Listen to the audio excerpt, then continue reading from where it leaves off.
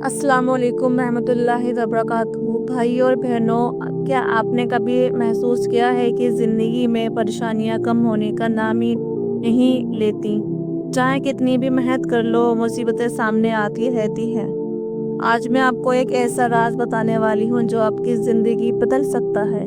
रबी अव्वल के इस पाक महीने में अल्लाह दो सदकों से खुश हो जाता है, और सबसे बड़ी बात यह है कि इसमें से एक सदका करने के लिए भी आपको पैसा देना नहीं पड़ेगा।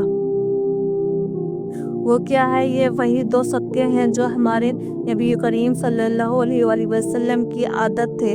वीडियो को अंत तक ज़रूर देखिएगा, क्योंकि ये राज आपकी ज़िंदगी बदल देगा इंशाअल्लाह। एक आदमी की मैं कहानी सुनाती हूँ। उसकी ज़िंदगी बहुत बिगड़ चुकी थी।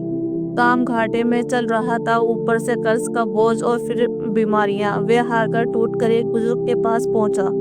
आंसू भरी आंखों से उसने पूछा, अब मैं क्या करूं? मेरी जिंदगी तबाह हो चुकी है। बुजुर्ग ने कहा, बेटा, रबी अव्वल का महीना चल रहा है। इस महीने में सिर्फ दो सदके करना। ये दोनों सदके अल्लाह को बहुत प्यारे हैं। वे आदमी थोड़ा हैरान हुआ, लेकिन उसने मन बना लिया।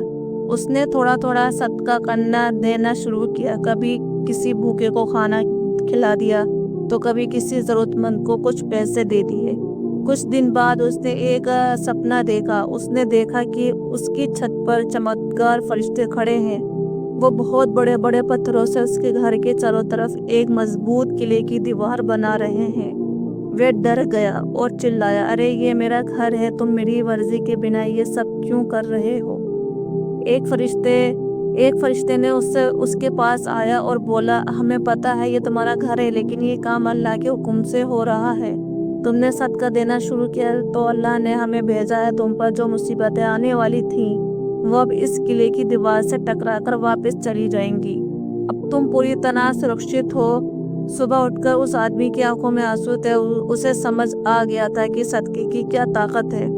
तो भाइयों और बहनों, इस कहानी से क्या सीख मिलती है? कि सदका सिर्फ पैसे देने का नाम नहीं होता। ये एक ढाल है जो आपको मुसीबत से बचाती है। अब सवाल ये है कि वो दो सदके खास कौन से हैं जो रबी अव्वल में हमें करने चाहिए।